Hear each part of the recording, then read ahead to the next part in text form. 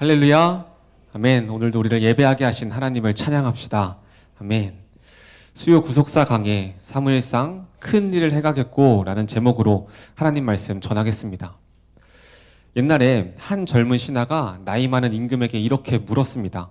왕이시여, 어떻게 하면 당신처럼 죄의 유혹을 피하고 많은 시험을 이겨서 나라를 위해 큰 일을 행하는 신하가 될 수 있겠습니까?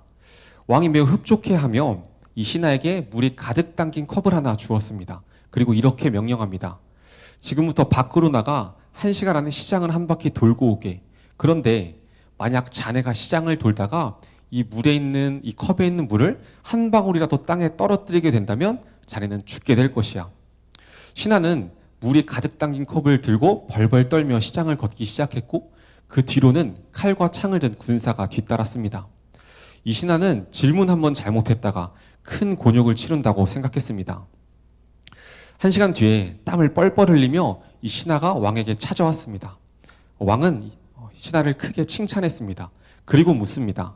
자네 시장을 도는 동안 여자를 본 적이 있나? 못 봤습니다. 그럼 술집을 본 적은 있나? 보지 못했습니다. 그렇다면 우스꽝스러운 모습으로 시장을 돌고 있는 자네를 보며 비웃는 사람들의 웃음소리는 들어보았는가? 듣지 못했습니다.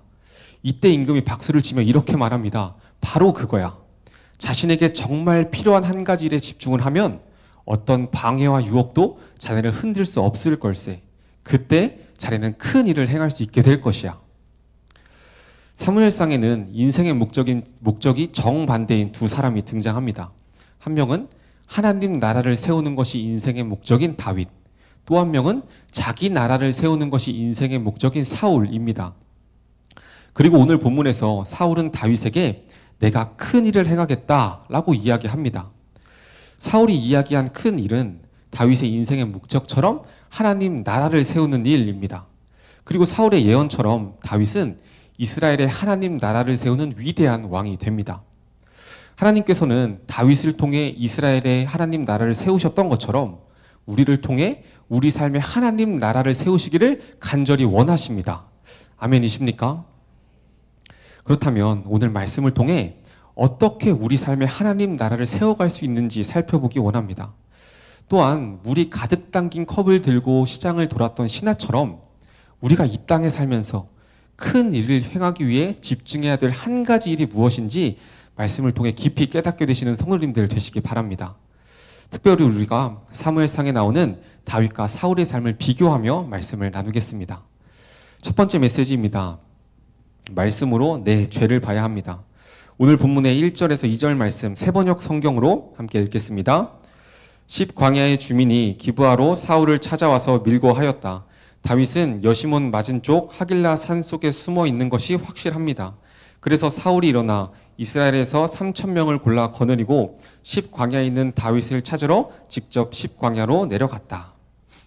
1절 말씀에 보면 10광야 주민이 다윗이 하길라 산에 숨어 있다는 것을 사울에게 밀고 합니다. 그리고 이 10광야 주민은 다윗의 고향 사람들입니다. 다윗이 죽음을 피해 자신의 고향 사람들에게 도망을 갔는데 고향 사람들이 자신을 사울에게 밀고 한 것입니다. 사실 이 고향 사람들은 23장에서도 다윗을 사울에게 밀고 한 전적이 있습니다. 그런데 오히려 다윗이 사울을 죽일 수 있는 기회를 잡게 되고 다윗은 사울의 옷자락만 베어주며 사울을 살려주게 됩니다. 그렇게 사울에게 사과와 왕으로서의 인정까지 받게 됩니다. 그래서 한 번 더 자신의 고향 사람들을 믿고 고향으로 찾아갔는데 또 자신을 사울에게 밀고 한 것입니다. 다윗이 얼마나 낙담이 되겠습니까? 한 번도 아니고 2번이나 자신의 고향 사람들에게 배신을 당한 것입니다. 그런데 다윗은 이런 고난 속에서 자기를 배신한 10광야 주민들을 원망하는 것이 아니라 이해하고 하나님께 감사하는 선택을 합니다. 다윗이 10광야 주민들에게 배신당했을 때 쓴 시입니다. 시편 54편 4절에서 6절 말씀 제가 읽겠습니다. 하나님은 나를 돕는 이시며 주께서는 내 생명을 붙들어 주시는 이신이이다. 주께서는 내 원수에게 악으로 갚으시리니 주의 성실하심으로 그들을 멸하소서. 내가 낙헌제로 주께 제사하리이다. 여호와여 주의 이름에 감사하오리니 주의 이름이 선하심이니이다. 다윗은 사람에게 배신당한 그 고난 속에서 하나님의 성실하심과 선하심을 찬양하고 있습니다. 그리고 이렇게 고백하는 것입니다. 이 고난이 선하시고 성실하신 하나님께서 나에게 주신 것이기 때문에 그들을 멸하시는 것도 또 그들이 나를 배신한 것도 하나님의 뜻임을 믿습니다. 그러니 나는 이 고난 속에서 하나님께 감사의 제사를 드리겠습니다. 자신의 고난이 하나님의 구속사라는 것을 아는 사람만이 할 수 있는 고백입니다. 우리도 다윗처럼 고난 속에서 다른 사람을 원망하지 않고 하나님께 감사할 수 있는 방법은 한 가지입니다. 말씀을 통해 내 죄를 보고 내가 누구보다 가장 큰 죄인이라는 것이 깨달아질 때 고난 속에서도 상대방을 이해하고 하나님께 감사할 수 있게 되는 것입니다. 내가 가장 큰 죄인인데 누구를 원망할 수 있겠습니까? 그렇게 내가 가장 큰 죄인이라는 것이 깨달아질 때 고난 속에서 저 사람이 어떻게 나한테 그래? 라고 말하는 것이 아니라 내 죄를 보며 나라도 그럴 수 있었겠다. 나도 그 죄 가지고 있는데 지금 이 고난이 이 죄를 보게 하시려는 하나님의 구속사구나 깨닫고 하나님께 감사할 수 있게 되는 것입니다. 이번에 중고청 수련회를 가는데 수련회 당일에 갑자기 수련회에 가지 않겠다고 선언한 학생이 있었습니다. 계속해서 수련회를 데리고 가기 위한 실랑이를 벌이는데 그 학생이 말한 수련회에 가기 싫은 주된 이유 중 하나가 핸드폰 제출하는 것이 싫다는 것입니다. 수련회에 가서도 첫째 날 하루 종일 핸드폰 달라고 왜 핸드폰 안 주냐면서 핸드폰을 제출한 자신의 불만을 계속해서 표출했습니다. 저는 이해가 되지 않았습니다. 핸드폰 3일 안 쓰는 게 뭐 그렇게 힘든 일이라고 저러나 그게 뭐 힘든 일이라고 저렇게 짜증을 내고 예민하겠구나 저는 이해하지 못했습니다. 그런데 첫째 날 집회 전에 반별로 모여 나눔 시간을 가졌습니다. 당신이 고난 속에서 가장 의지하는 것은 무엇입니까? 라는 질문으로 반별 나눔을 하는데 저희 반 학생들이 돌아가며 답을 하기 시작했습니다. 부모님을 이야기하는 학생도 있었고 친구, 나 자신 또는 쾌락을 의지했다라고 대답한 학생도 있었습니다. 이제 이 친구에게 질문을 해야 되는데 이게 마음이 참 어려운 거예요. 혹시 속장님들은 이해하실 수도 있습니다. 속회에서 돌아가면서 나눔을 하고 있는데 나는 한마디도 하지 않겠다 라는 뉘앙스를 온 몸과 표정으로 표출하고 있는 속회원에게 나눔을 요청하기가 참 힘들지 않습니까? 저도 그 어려움 가운데 이 학생에게 질문을 던졌습니다. 너는 너가 힘들 때 가장 의지했던 것이 무엇이니? 한 단어로 대답했습니다. 핸드폰. 그때 알았습니다. 아, 이 아이에게 핸드폰은 다른 사람들이 고난 속에서 부모님, 친구를 의지했던 것처럼 자신이 힘들 때 찾았던 유일한 의지의 대상이었구나. 그래서 그렇게 짜증을 냈던 거구나. 그때 알았습니다. 그리고 그제서야 고난 속에서 홀로 외로워했을 그 학생의 모습이 보였습니다. 그리고 저도 제가 의지했던 것을 빼앗겼을 때 했던 제 행동들이 떠올랐습니다.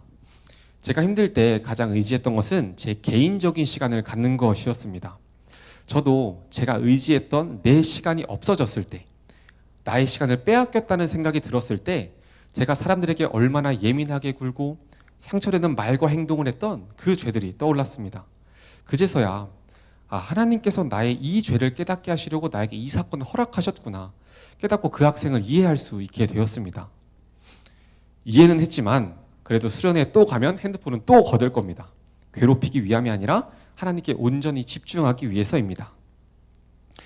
우리는 고난 속에서 내 죄를 보고 말씀을 통해 내가 누구보다 가장 큰 죄인이라는 것이 깨달아질 때 고난 속에서 남을 원망하는 것이 아니라 이해하고 하나님께 감사할 수 있게 되는 것입니다. 이렇게 다윗은 고난 속에서 남을 원망하지 않고 하나님께 감사하고 있습니다. 그렇다면 반대로 사울은 고난의 상황 속에서 어떤 선택을 하는지 말씀을 통해 살펴보겠습니다. 본문의 2절 말씀입니다. 함께 읽겠습니다.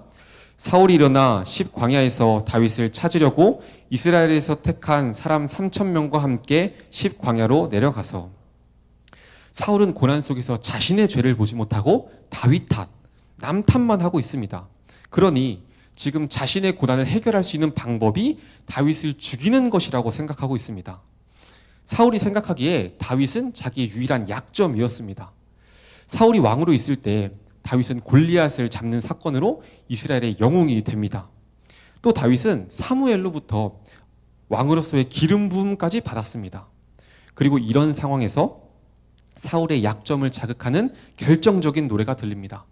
사울이 죽인 자는 천천히요 다윗은 만만이로다. 이때부터 사울은 자신의 약점인 다윗 죽이기에 혈안이 됩니다. 그러나 우리가 명심해야 할 것은 다윗은 사울의 약점이 맞습니다. 그러나 이 약점이 고난의 이유는 아니라는 것입니다. 지금 사울은 이걸 모르고 있는 거예요. 우리가 고난 속에서 나의 죄를 보지 못하면 사울처럼 나의 약점을 죽이는데 온 힘을 쓰게 됩니다.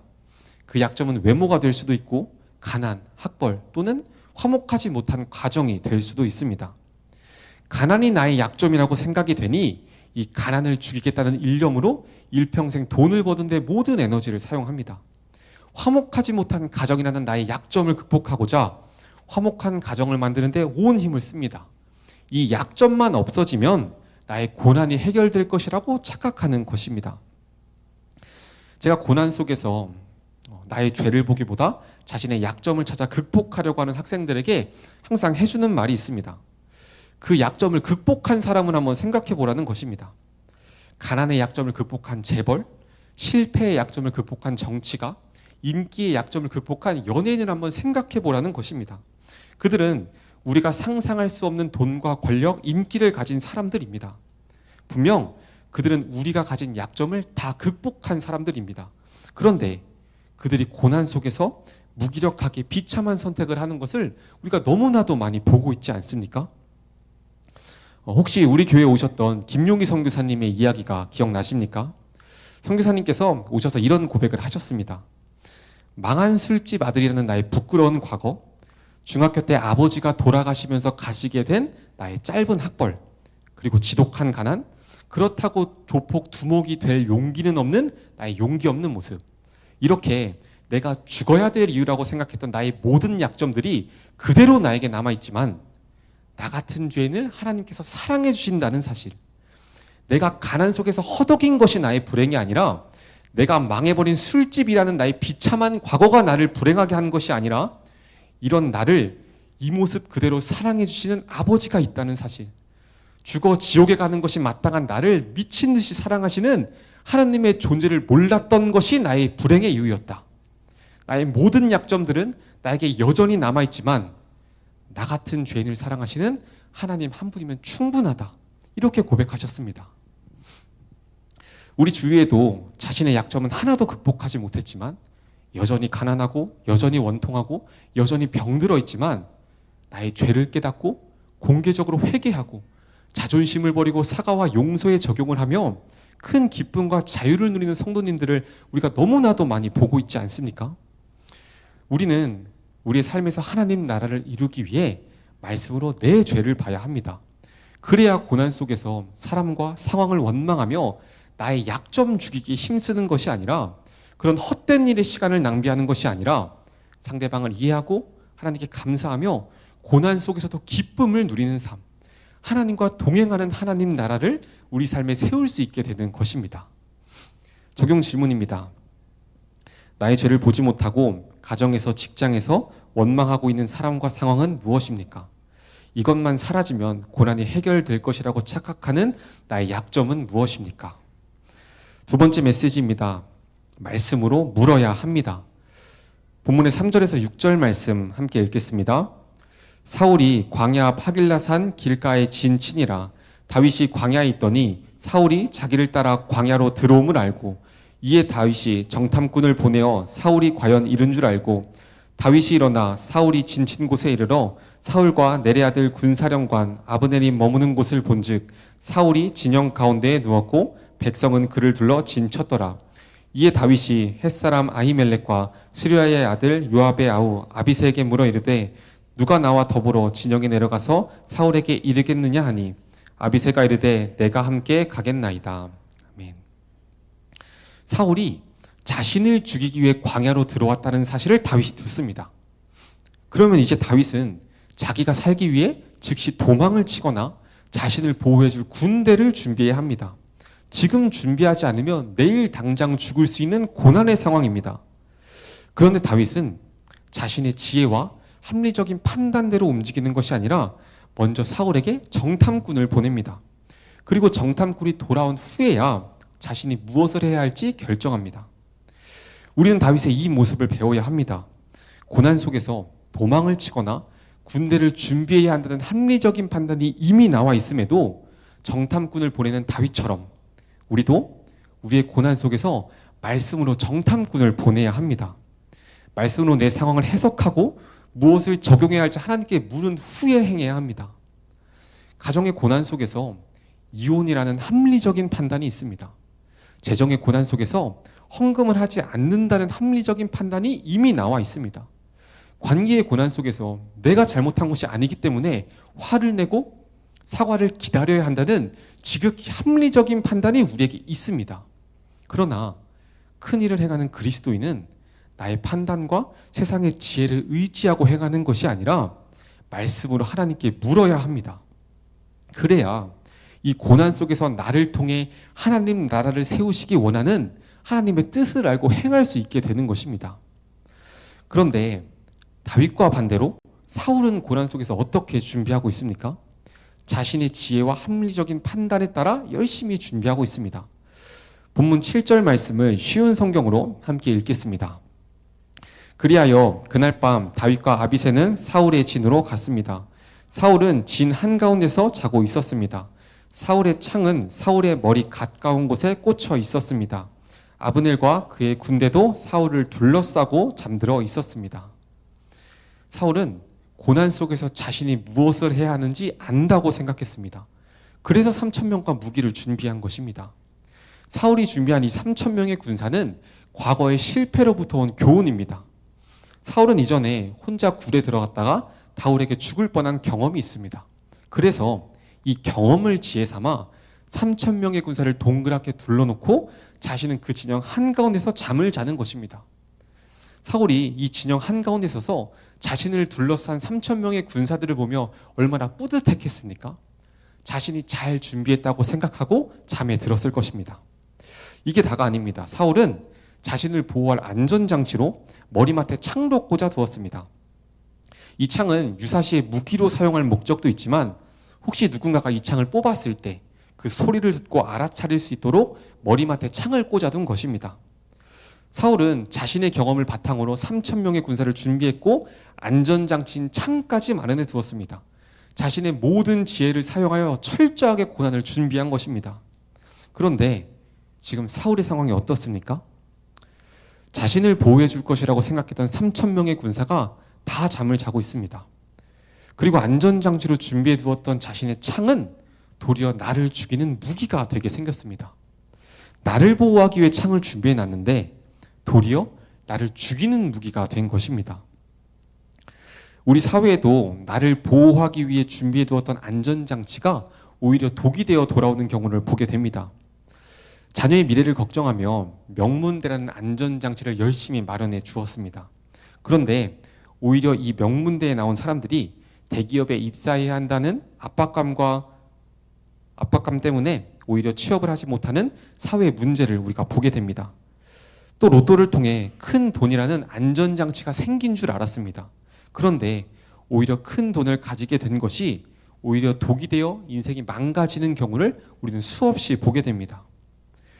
우리의 삶의 고난이 해결되지 않은 이유는 우리가 준비하지 않았고 노력하지 않았기 때문이 아닙니다. 우리는 치열하게 삶을 살아가고 있습니다. 성도님들도 그 고난과 유혹의 자리에서 치열하게 싸우고 있지 않으십니까? 우리의 문제는 노력을 안 하는 것이 아니라 내가 무엇을 해야 할지 모른다는 것입니다.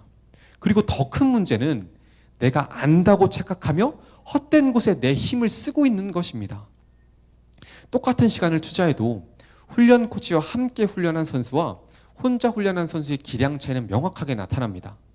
코치가 선수의 부족한 점을 알려주고 보완하도록 돕기 때문입니다. 그래서 이 선수는 자신에게 필요한 것을 준비하며 더 빠른 속도로 성장하게 되는 것입니다. 예전에 스카이캐슬이라는 드라마가 흥행했습니다. 그 드라마에 보면 자기 자녀를 좋은 대학에 보내려고 부모들이 큰 돈을 들여 유명한 입시 코디네이터를 영입하려고 합니다. 그 이유는 입시에 사용할 수 있는 시간과 에너지는 한정되어 있고 그 노력을 올바른 곳에 사용해야 명문대에 들어갈 수 있기 때문입니다. 이처럼 우리는 고난과 유혹 속에서 우리의 힘을 올바른 곳에 사용하기 위해 말씀으로 물어야 합니다. 고난 속에서 나의 판단, 나의 지혜, 세상적 가치관을 의지하는 것이 아니라 전능하신 하나님께, 나를 사랑하시는 아버지께 말씀으로 묻는 것이 진짜 지혜입니다. 고난 속에서 내가 무엇을 해야 할지 말씀으로 묻는 사람이 삶에서 하나님의 나라를 세워가는 큰 일을 행할 수 있게 되는 것입니다. 적용 질문입니다. 고난 속에서 말씀으로 내가 적용해야 하는 것이 무엇인지 묻고 있습니까? 나를 지켜줄 것이라고 생각했던 3,000명과 창은 무엇입니까? 마지막 메시지입니다. 말씀을 의지해야 합니다. 본문의 8절 말씀 함께 읽겠습니다. 아비새가 다윗에게 이르되 하나님이 오늘 당신의 원수를 당신의 손에 넘기셨나이다. 그러므로 청하오니 내가 창으로 그를 찔러 단번에 땅에 꽂게 하소서. 내가 그를 2번 찌를 것이 없으리이다 하니. 3,000명의 군사가 모두 자고 있는 것을 본 아비새가 사울이 꽂아놓은 창을 사용해 단번에 사울을 죽이겠다라고 말합니다. 다윗에게는 이전에도 사울을 죽일 수 있는 기회가 한 번 있었습니다. 그때도 사람들은 다윗에게 사울을 죽이라고 말했습니다. 그러나 다윗은 하나님의 기름 부음 받은 자를 죽이지 않고 옷자락만 베며 사울을 살려주었습니다. 그런데 사울이 자신을 죽이기 위해 또 쫓아다니고 있는 것입니다. 이제 다윗 공동체 안에서도 원망의 목소리가 시작되었을 것입니다. 왜 그때 사울을 죽이지 않아서 나를 힘들게 하냐고. 당신의 그 어리석은 선택 때문에 우리가 왜 이런 고난을 겪어야 되냐는 원망의 목소리가 시작되었을 것입니다. 이런 고난 속에서 다윗에게 사울을 죽일 수 있는 기회가 다시 찾아온 것입니다. 자신의 고난을 단번에 없앨 수 있는 기회가 찾아온 것입니다. 그러나 다윗은 또다시 사울을 살려주는 선택을 합니다. 그 이유는 이전과 동일합니다. 여호와의 기름 부음 받은 자를 죽이면 안 된다는 하나님의 명령. 자신의 고난 속에서도 하나님의 말씀을 분명하게 세운 것입니다. 이것이 큰 일을 행하는 사람의 결정적인 모습입니다. 그런데 우리에게 더 중요한 것은 다윗이 어떻게 이런 선택을 할 수 있었는가입니다. 다윗이 어떻게 고난의 상황 속에서도 말씀을 철저하게 지킬 수 있었는가? 이게 우리에게 중요한 것입니다. 본문의 9절에서 12절 말씀 제가 읽겠습니다. 다윗이 아비새에게 이르되 죽이지 말라. 누구든지 손을 들어 여호와의 기름 부음 받은 자를 치면 죄가 없겠느냐 하고, 다윗이 또 이르되 여호와께서 살아계심을 두고 맹세하노니 여호와께서 그를 치시리니 혹은 죽을 날이 이르거나 또는 전장에 나가서 망하리라. 내가 손을 들어 여호와의 기름 부음 받은 자를 치는 것을 여호와께서 금하시다니 너는 그의 머리 곁에 있는 창과 물병만 가지고 가자 하고, 다윗이 사울의 머리 곁에서 창과 물병을 가지고 떠나가되 아무도 보거나 눈치채지 못하고 깨어있는 사람도 없었으니 이는 여호와께서 그들을 깊이 잠들게 하셨으므로 그들이 다 잠들어 있었기 때문이었더라. 다윗은 계속해서 여호와의 이름을 자신의 입술로 선포합니다. 다윗은 지금 자신의 힘으로 사울을 용서하고 있지 않습니다. 지금 다윗이 얼마나 두렵겠습니까? 다른 것이 아니라 자신이 사울을 죽이게 될까 봐 두려웠을 것입니다. 하나님의 기름 부음 받은 자를 죽이지 말라는 하나님의 명령을 지키지 못하게 될까 봐 두려웠을 것입니다. 왜 다윗 안에 이 사울만 죽이면, 내가 지금 하나님 말씀이고 뭐고 딱 한 번만 이 사울을 죽이면 내가 왕위를 갖게 되고 사람들의 원망에서도 이 고난 속에서도 벗어날 수 있다는 생각이 왜 다윗 안에 없었겠습니까? 다윗은 이런 자신의 무능을 알고 두려워하며 계속해서 하나님을 의지하는 것입니다. 우리에게도 반복되는 고난과 유혹이 계속해서 찾아옵니다. 말씀으로 나의 죄를 깨닫고 나를 힘들게 하는 직장 상사와 남편을 용서하고 내가 죽는 적용을 했습니다. 나를 낮추며 공동체를 섬겼습니다. 그런데 여전히 나의 가족은 나를 힘들게 하고 사람들은 여전히 나를 무시합니다. 가족의 핍박 속에서도 11조하고 주일 예배 자리를 잘 지켰습니다. 그런데 나를 향한 핍박이 계속됩니다. 너가 교회에 하는 헌금 때문에 우리 가정이 힘든 것이라고 말합니다. 너가 주말마다 예배 간다고 가정에 소홀하니까 우리 가정에 문제가 생긴 것이라고 이야기합니다. 음란, 음주, 미디어를 끊는 적용을 했습니다. 그런데 나에게 다시 유혹이 찾아옵니다. 이런 유혹 속에서 죄를 짓고 싶지 않은 마음이 우리 안에 있습니다. 내가 겪는 핍박 속에서 세상과 타협하지 않고 하나님 말씀을 지키며 살고 싶은 마음이 우리 안에 있습니다. 나를 찾아오셨던 예수님의 십자가 사랑을 기억하며 이제는 순종의 길을 걸어가고 싶은 마음이 우리 안에 있습니다. 그런데 안 되잖아요. 그렇게 해야 되는 거 아는데 안 되잖아요. 그래서 우리에게 말씀이 필요한 것입니다. 다윗이 고난과 유혹의 자리에서 여호와의 이름을 의지했던 것처럼 우리도 고난의 자리에서, 유혹의 자리에서 하나님의 말씀을 의지해야 합니다. 그때 우리는 다윗과 같이 하나님의 명령을 지킬 수 있게 되는 것입니다. 다윗이 하나님의 말씀을 사랑한 이유가 여기에 있습니다. 다윗에게 하나님의 말씀은 하나님의 명령을 지키는 힘이 되었기 때문입니다. 제가 설교를 준비하면서 시편 119편을 읽게 되었습니다. 제가 찾아 읽은 것이 아니라 성경 통독을 하는 순서가 되어 그 차례에 따라 읽게 되었습니다. 성경 통독을 하신 분들이라면 이 시편 119편이 가지고 있는 의미를 아주 잘 아실 것 같아요. 대단한 신학적인 의미가 아닙니다. 시편 119편은 매우 길어요. 176절까지 있는 말씀입니다. 그래서 읽기 전에 항상 마음의 준비를 좀 해야 합니다. 저도 마음의 준비를 단단히 하고 말씀을 읽기 시작했습니다. 시편 119편에서 다윗은 계속해서 하나님의 율법을 지키는 것이 기쁜 일임을 고백하고 있습니다. 그리고 하나님의 율법을 지킬 수 있는 방법을 이렇게 말합니다. 시편 119편 9절 말씀 우리 함께 읽겠습니다. 청년이 무엇으로 그의 행실을 깨끗하게 하리까? 주의 말씀만 지킬 따름이니이다. 아멘. 다윗은 우리의 행실을 깨끗하게 하는 방법은 주의 말씀을 지키는 것이다 라고 말하고 있습니다. 그리고 이 지키다라는 표현이 무언가 나의 힘으로 해야 되는 것 같지만 이 지키다라는 단어의 히브리어 원어 소멜이라는 단어를 보면 무엇을 따르다라는 의미를 가지고 있습니다. 그래서 다른 번역본은 이렇게 말합니다. 제가 읽겠습니다. 젊은이가 어떻게 그의 길을 깨끗하게 유지할 수 있겠습니까? 주의 말씀에 따라 살면 깨끗하게 유지할 수 있습니다. 주의 말씀에 따라 살면 이라고 말하고 있습니다. 다윗은 하나님의 명령을 지키는 것이 나의 힘으로 무언가 해내야 하는 일이 아니라 그저 나에게 주신 하나님의 말씀을 따르기만 하면 된다는 것입니다. 하나님의 명령을 지키는 것은 내 힘으로 죄를 끊어내고 내 힘으로 핍박과 고난을 이겨내는 것이 아닙니다. 하나님의 말씀을 따르기만 하면 되는 것입니다. 오늘 나에게 주신 구속의 말씀을 따르기만 하면 되는 것입니다. 그러면 그때 나를 통해 내 삶에 하나님의 나라가 세워지는 것입니다. 마지막으로 다윗과 반대의 삶을 살아가는 사울의 모습을 보겠습니다. 다윗이 반복적으로 사울을 용서했던 것처럼 사울도 반복적으로 다윗에게 사과하고 맹세했습니다. 본문의 21절 말씀입니다. 우리 함께 읽겠습니다. 사울이 이르되 내가 범죄하였도다. 내 아들 다윗아 돌아오라. 내가 오늘 내 생명을 귀하게 여겼은즉 내가 다시는 너를 해하려 하지 아니하리라. 내가 어리석은 일을 하였으니 대단히 잘못되었도다 하는지라. 사울이 또 결단합니다. 자신을 살려준 다윗에게 감격하며 내가 잘못했다. 내가 다시는 너를 해하지 않겠다. 내 아들 다윗아 나에게 돌아와라. 또 맹세합니다. 그러나 자신의 능력을 의지한 사울의 결단은 지켜지지 않습니다. 아마 사울도 정말 이 순간에는 다윗을 죽이고 싶지 않았을 것입니다. 그래서 지금 자신의 이 결단을 내 힘으로 지킬 수 있다고 생각했을 것입니다.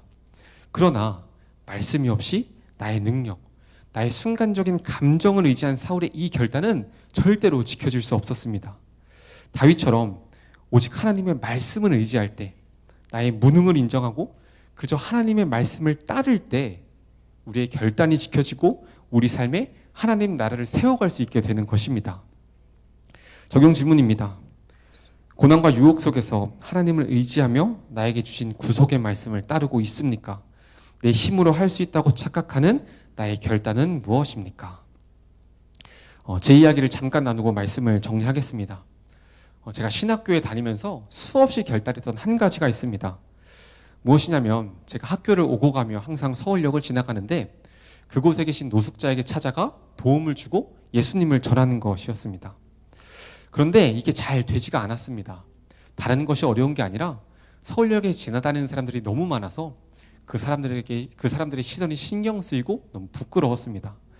그래서 아무리 결단을 해도 이게 잘 되지가 않았습니다. 그런데 하루는 정말 굳게 결단을 했습니다. 오늘은 해야겠다.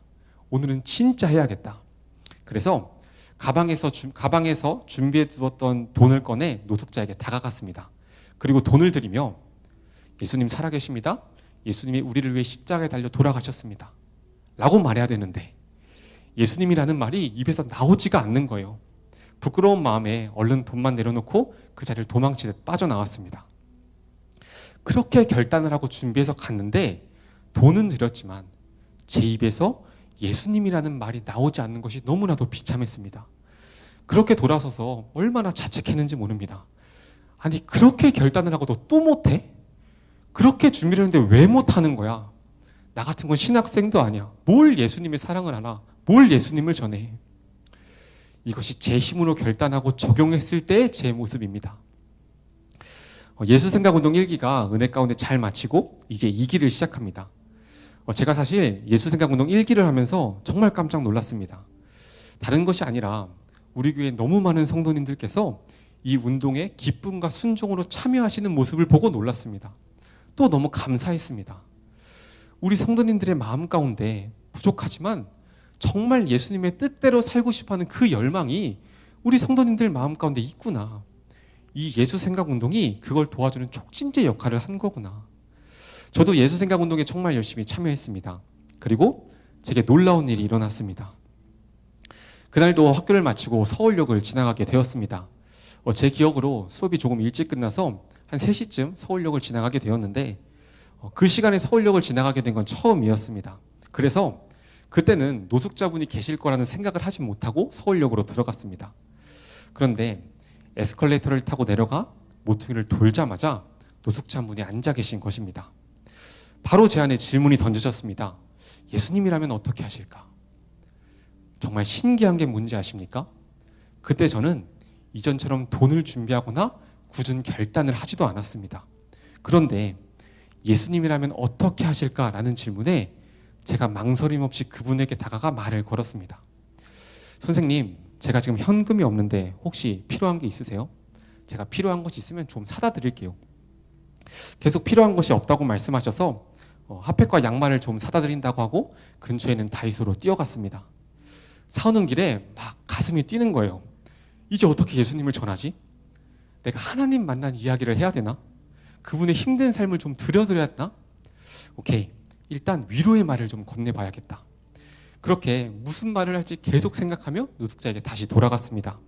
그리고 핫팩과 양말을 건네주며 준비했던 말은 다 까먹고 이 말이 제 입술에서 나왔습니다. 예수님 믿으세요. 꼭 예수님 믿고 교회 나가세요. 제가 결단하고 준비해서 된 것이 아닙니다.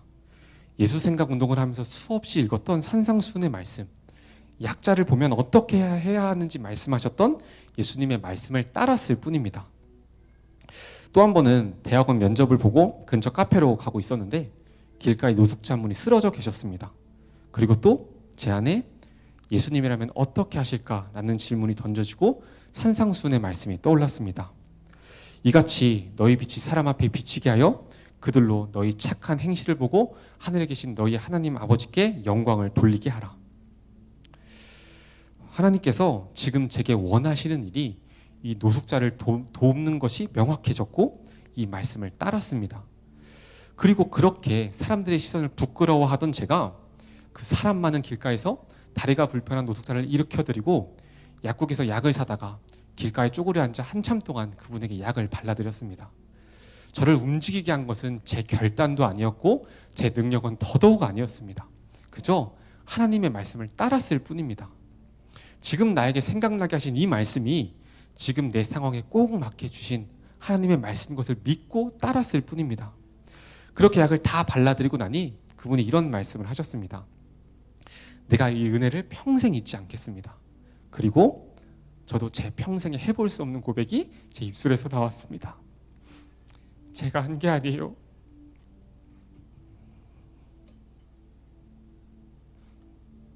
예수님이 하신 거니까 예수님 믿고 꼭 교회 나가세요.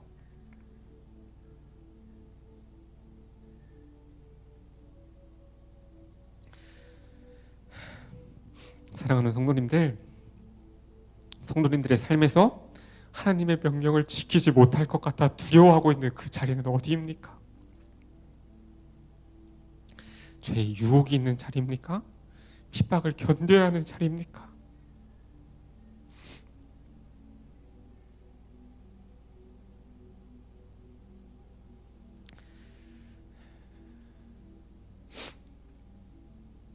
아니면 저처럼 수없이 결단을 해도 그 작은 적용 하나 해내지 못하는 내 비참함을 마주해야 하는 자리입니까?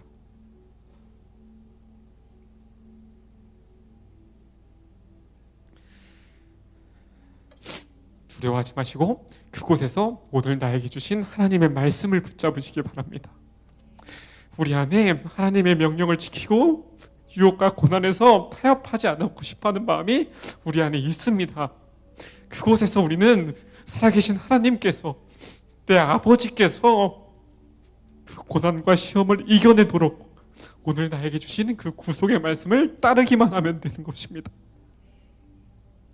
그렇게 내 삶에서 함께 하시는 하나님을 누리시기 바랍니다. 이것이 하나님 나라를 이루어가는 성도의 삶입니다. 말씀을 마칩니다.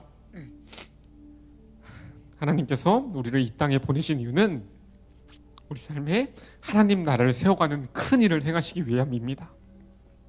제가 노숙자에게 했던 일은 세상 사람들이 보기에 너무나 작은 일입니다. 그러나 이것이 분명한 큰 일이라고 말할 수 있는 이유는 제 삶에서 하나님 나라를 세우는 일이었기 때문입니다. 우리는 우리의 삶에서 하나님 나라를 세우기 위해 말씀을 통해 내 죄를 보고 말씀으로 하나님께 묻고 말씀을 의지해야 합니다. 우리가 큰 일을 행하기 위해 삶에서 집중해야 하는 단 한 가지는 하나님 말씀입니다. 우리가 오직 하나님 말씀에 집중하는 삶을 살아갈 때 우리 삶에 하나님 나라가 세워지는 큰 일을 행하게 될 줄 믿습니다.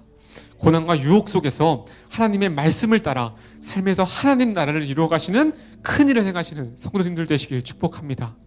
우리 찬양하고 함께 기도하겠습니다. 첫 번째로 함께 붙잡고 기도할 말씀은 본문의 2절 말씀입니다. 사울이 일어나 십광야에서 다윗을 찾으려고 이스라엘에서 택한 사람 3,000명과 함께 십광야로 내려가서 주님, 사울과 같이 고난 속에서 나의 죄를 보지 못하고 사람과 상황을 원망했던 나를 용서하여 주옵소서. 여전히 나의 고난이 가난, 세상에서의 실패, 불행한 가정 때문이라고 생각하며 하나님을 찾지 않는 나를 불쌍히 여겨 주옵소서. 이제는 고난 속에서 나의 약점을 찾다가 가정을 죽이고 공동체를 죽이고 예수님을 죽이는 비참한 삶이 아니라 나의 죄를 깨닫고 나에게 허락하신 하나님의 구원 역사 속에서 기쁨을 누리는 삶이 되게 하여 주옵소서. 나의 불행이 나의 약점 때문이 아니라 여전히 죄인 나를 사랑하시는 하나님의 존재를 알지 못하고 그 사랑에서 떠났기 때문임을 깨닫게 하셔서 이 시간 전심으로 주님께 돌아가는 삶이 되게 하여 주옵소서. 이제는 고난 속에서 나의 죄를 보며 주님 앞에서 울기 원합니다. 나를 사랑하시는 하나님의 역사심 앞에 엎드리기 원합니다.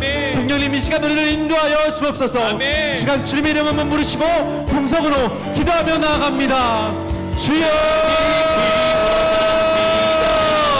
주님 고난 속에서 나의 죄를 보지 못하는 상황을 탓하며 공동체를 탓하며 주님을 탓하며 하나님을 원망하는 그만의 모습을 주님 용서하여 주옵소서.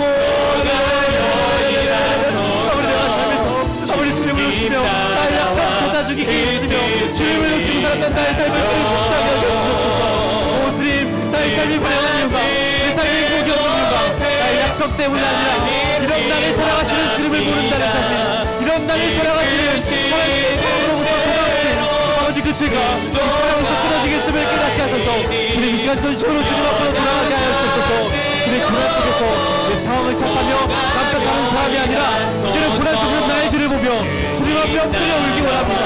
이 고난의 사건이 나의 죄를 보게 하시고 나를 주님께로 돌이키게 하시려는 하나님의 구속사라는 것을 믿고 매일 말씀 보면 나의 죄를 깨닫고 매일 말씀 앞에 엎드려 주님을 경외하는 삶이 되기 원하니 주님 우리를 인도하여 주옵소서.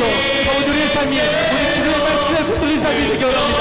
아버지 나의 능력은 오직 예수 그리스도시니 나의 삶의 모든 행복은 오직 예수 그리스도시니 나의 약점 찾아주기에 힘쓰는 비참한 삶이 아니라 고난 속에서 하나님과 함께함을 누리며 고난 속에서 주님의 동행하심을 충만히 누리는 아버지 기쁨의 삶을 살게 하여 주옵소서. 주님 고난의 자리로 들어가 주님의 살아계심을 경험하고 주님께서 나와 함께 하시는 경험하는 기쁨의 삶을 살아낼 수 있도록 우리 가운데 역사하여 주옵소서. 주님께서 우리 가운데 행하시기 원하는 그 주님의 우리에게 말씀하여 주옵소서. 이 말씀을 통해 깨닫고 주님께로 돌아가 주님께서 우리를 이 땅에 보내신 목적 그대로 주님의 뜻대로 살아가는 역사가 우리 가운데 나타나게 하여 주옵소서. 주님 우리 마음에 주님께로 확정되기 원합니다. 주님 말씀 붙잡기로 확정되기 원합니다. 주님 우리 마음을 붙잡아주시고 내가 한 말씀까지 오직 말씀에 붙들린 삶이 되는 주님 인도하여 주옵소서. 아버지 이제는 오직 주님만 따라오며 그가 속에 기뻐하고 하나님께 영광 돌리는 삶을 살게 하여 주옵소서.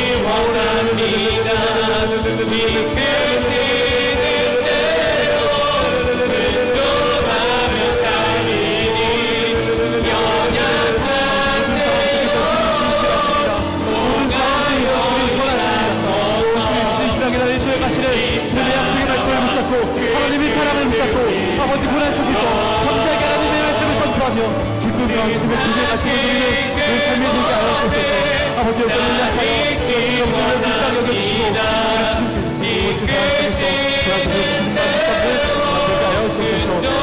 주님과 하여 주옵소서. 나의 생각한 모든 말씀이 주님께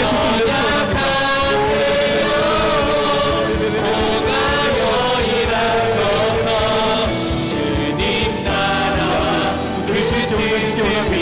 아버지를 문화 속에서 나의 상황을 보는 것이 아니라 나의 죄를 보며 주님께 돌아가는 역사, 그러면서 주님께 감사하는 역사가 우리 가운데 있게 하여 주시옵소서. 오늘 주님 나를 향하여 들어주시고 그 사람이 영원하시니 나를 구원하시려 하나님의 뜻을 알고 내 삶 속에서 하나님의 일을 행하는 하나님 나라를 세워가는 복된 삶이 되도록 주님 인도하여 주옵소서. 우리 가운데 가지는 신실한 하나님을 신앙합니다. 역사하여 주옵소서.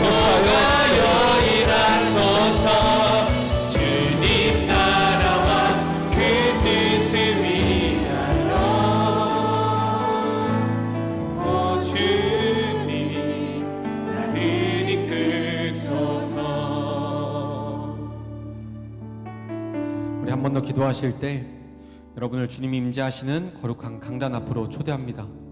나의 힘으로 살 수 없으니 오직 주님의 도우심을 간절히 바라시는 분들은 강단 앞으로 나와 간절하게 기도하시기 바랍니다. 기도 제목이 있으신 분은 뒤에 기도 카드를 작성하셔서 가지고 나오시면 담임 목사님께서 안수하여 기도해 주십니다. 우리가 두 번째로 붙잡고 기도할 말씀 본문의 11절 말씀입니다. 내가 손을 들어 여호와의 기름 부음 받은 자를 치는 것을 여호와께서 금하시나니 너는 그의 머리 곁에 있는 창과 물병만 가지고 가자 하고, 주님, 우리가 두려운 것은 다른 것이 아니라 하나님의 말씀을 지키지 못하는 나의 연약함입니다. 또 유혹에 넘어지고 또 고난 속에서 예수님을 버리려는 나의 연약함을 용서하여 주옵소서. 아멘. 예수님의 십자가 사랑을 알고도 또 예수님을 십자가에 못 박는 선택을 하는 나를 불쌍히 여겨 주옵소서. 아멘. 여전히 내 삶에서 작은 순종조차 해내지 못하며 내가 죽기보다 예수님 주기를 선택하는 나를 불쌍히 여겨 주옵소서. 아멘. 오늘 이 밤 주님 말씀 앞에 완전히 엎드려지기 원합니다. 말씀 앞에 나는 선한 것이 하나도 없는 100% 죄인이라는 것을 매일매일 깨달아 오직 하나님의 말씀을 따라 살게 하여 주옵소서. 매일 나에게 주시는 구속의 말씀을 붙잡고 삶에서 하나님 나라를 세워가는 거룩한 그리스도인으로 살게 하여 주옵소서. 아멘. 시간 주님 이름 한번 부르시고 다시 한번 통성으로 기도하며 나아갑니다. 주여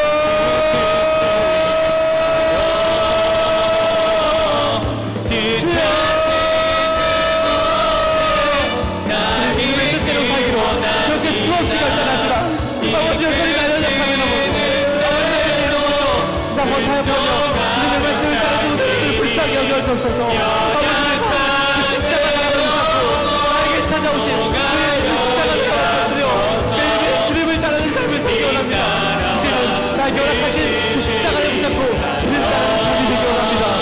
주님 인도하여 주옵소서. 나의 연약함을 불쌍히 여기시고 나의 연약함을 무너뜨려주옵소서. 내가 매일 삶 속에서 나의 무능을 인정하고 나의 무죄를 인정하며 오직 예수 그리스도의 말씀만 붙잡게 하여 주옵소서. 나를 예수님을 인도하시는 말씀, 나를 하나님의 뜻대로 살아가게 하시는 것, 오직 하나님의 말씀이니 나의 마음이 온전히 말씀을 지켜하여 사는 삶이 되게 하여 주옵소서. 아버지 고난과 유혹에 많은 세상 속에서 나의 선과 마음을 오직 말씀에 집중하여 오직 나에게 허락하신 그 그리스도의 말씀에 집중하며 하나님의 뜻을 이루며 살아가는 우리가 되게 하여 주옵소서. 아버지 우리가 여전히 연약합니다. 아버지 우리가 해낼 수 있는 것이 아무것도 없습니다. 주님 그러니 매일의 삶 속에서 나에게 허락하신 하나님의 말씀을 따라 살게 하여 주옵소서. 겸손하게 오늘 나에게 허락하신 하나님의 말씀이 100% 나에게 오르신 하나님의 말씀임을 인정하며 주시옵소서. 그때 나와 함께 하시는 그 세상에 하나님의 나라를 이루시는 주님의 위대하심을 찬양하며 감사하며 내 기쁨을 전하는 우리의 삶이 되게 하여 주옵소서.